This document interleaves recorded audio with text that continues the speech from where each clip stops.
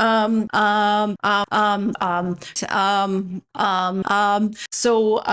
there's no further, no. Say so much. Oh, okay. I will try. If you took a shot every time I said you'd be in the hospital. Yeah, no one has to edit your ums out. So that adds to the time. So if you're a small reaction channel, don't say It requires a lot of editing.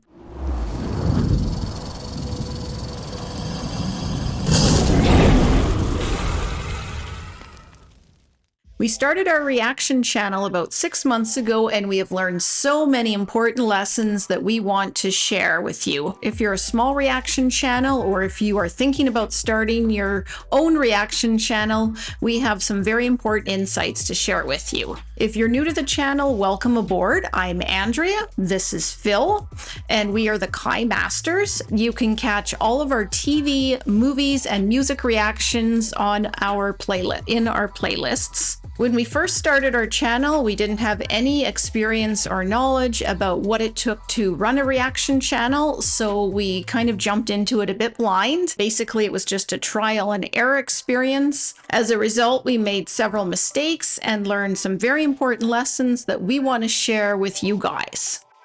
So I just want to say that everything we're talking about in this video is just really from our experience and our point of view and the issues we've encountered in starting our YouTube channel.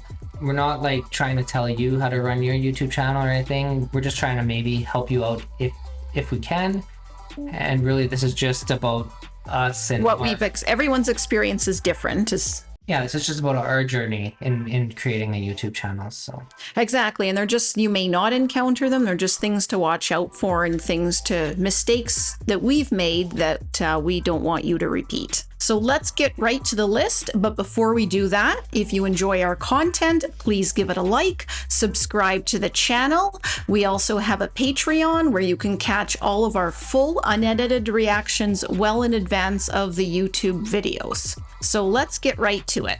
Number one is time commitment. One thing we realized right off the bat is running a YouTube channel takes a lot more time than we initially anticipated. Phil, as the editor, you can speak to all the time it takes to perfect the video with your immaculate editing skills. The channel itself takes a ton of time. We're constantly shooting, we're constantly talking about the channel, responding to comments, and of course editing. The editing process is extremely involved.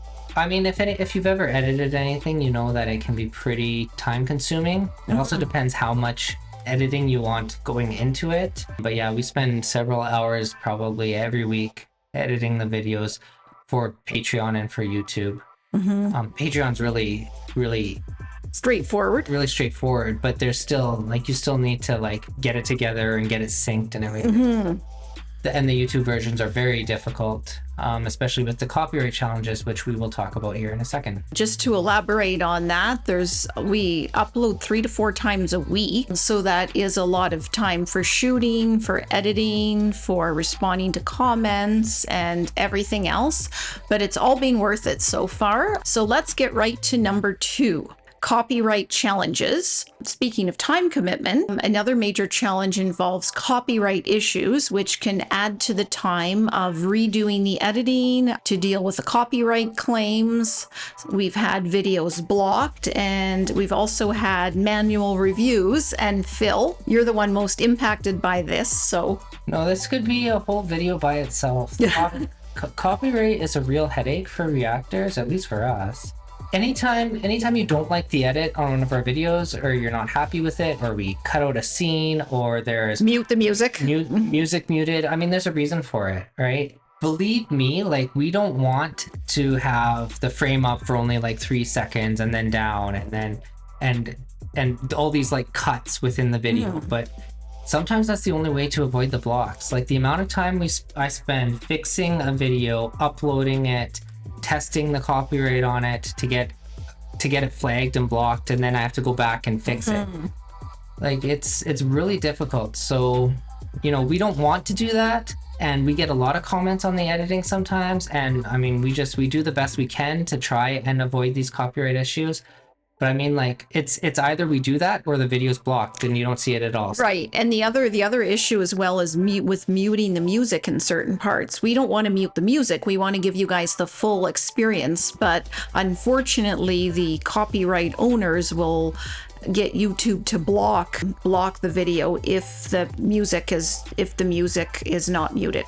And if you can finally get it back up on YouTube and okay to make public, then you can get hit with a manual review at any time where, again, they'll block you or they'll claim your video or whatever. So it can be a real headache. There is a dispute process, but the dispute process never works. Well, we haven't really gone through with it. We've just done the initial dispute. You can do an initial dispute and then an appeal. It never works.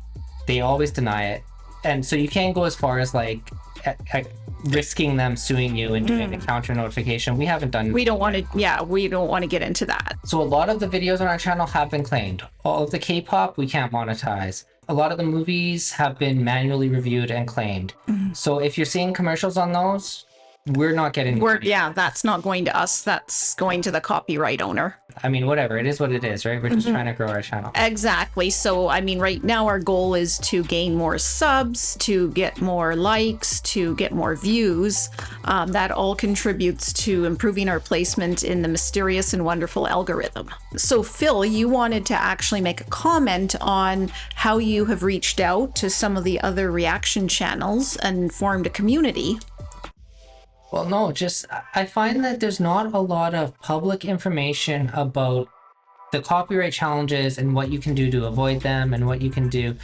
There's a lot of videos on it, but a lot of them don't say anything. Like, don't get into the specifics. I feel like a lot of those videos, they're clickbait or they're fluff. Yeah, they don't even have experience doing it. So we reached out to a few different other YouTubers, reactors, and kind of got their opinion on copyright and what they see and how they avoid it and that kind of thing. So I found that was really helpful, and the ones we spoke to were really great. They were so nice and helpful. Yeah, we should actually probably shout them out, but the ones we spoke to were really helpful and really gave us like the confidence to continue to do what we were doing and to maybe even challenge some of these copyright exceptions. Even though we haven't done that yet. You can't. It's such a losing battle. It's very difficult. Okay. So let's go on to point number 3. So point number 3 is research. Now, there is a lot of research involved, or there should be, if you do want to improve your channel. Speaking of copyright issues, which was our last point, one way to avoid that is by doing your research and by seeing how reactors structure their reaction videos. A lot of reactors maybe leave the video on only for 2 or 3 seconds. We've seen this, right? So they only show a very small clip and then they take it down and then they comment on it, and then they skip to a later part in the show or the movie, another small clip and more comments on that. So that is one way you can maybe try to get around, but even when we do that, we've been hit with some copyright and manual reviews. So that's one way that you can try to grow. Another important tip is to research what's popular right now. Well, I guess I would say that's why we got into K-pop, right? So we did we looked at the analytics behind our videos, and it shows you like what your viewers are also watching, and a lot of our viewers were also watching K-pop. And Andrew's like, well, we could maybe react to K-pop. We didn't know anything about K-pop. Yeah, I had heard of K-pop, but I knew nothing. I am, to be honest, glad I started my K-pop journey because I really like the music. Phil, you even downloaded Blackpink. What was it? Lovesick Girls? I don't know. You did, and we listened to it. We listen to it in the car sometimes. So if any, another thing is that research allows you to discover things that you like above and beyond the reaction experience. Number 4 is diversification. Speaking of the content of your videos, we actually made a bit of a mistake when we started our channel out. We started by reacting to Cobra Kai, but we didn't run any other shows or movies or music or any other content alongside it. Well, no, I mean, I think I was very adamant right from the start that we needed more than one show. And I mean, you guys might not, a lot of people watching this are probably our Cobra Kai fans, so you guys might not agree with that. But like we built a great Cobra Kai community. A lot of you are so awesome. We saw the same commenters on every video. A lot of you were like with us for the journey. Some of you were patrons. It was great. We built a great Cobra Kai community, but the problem is then what, right? Exactly. We flew through 5 seasons of Cobra Kai in a few months, and now it's just over. So we needed to, I feel like we needed to branch out and diversify a little bit more by introducing other TV shows, and we could have done that right from the start, and we didn't. And we see that as kind of like an error that we made. But I mean, you as our viewers may not see it that way, but that's kind of how we see it. Exactly. But if you are a small reaction channel looking to grow, if you are looking to become a reaction channel, then one thing to do is to run multiple TV shows or movies or music. In other words, don't just stick to one thing. So if you do diversify, you're going to grow your audience a lot more quickly, and you're going to get viewers and subs from multiple different sources of TV, movies, and music. Okay, so we are going to zip along to our fifth and final point as to an important lesson we learned as a reactor, and that is that your growth will be non-linear. In other words, you could get a ton of subs or a ton of views from something, and then all of a sudden that show or that movie or whatever stagnates or plateaus. And then sometimes you'll put out content and you won't get any views. So it is a trial and error process. Some things for us have done really well, some things not so well. So that's part of the experience. That's part of learning. Well, I mean, that's just our experience, right? That's not to say everyone's going to experience it that way, but that was just our experience, that the growth is really kind of up and down. It is kind of weird how it goes. It can go, you can get a lot of subs and a lot of views on one thing, and then a few weeks later you get almost nothing for a couple of weeks. You could even lose subs. Yeah, and it's hard to predict. That mysterious and wonderful algorithm decides, when it wants to show your content and when it doesn't. So in other words, have patience, stick in there.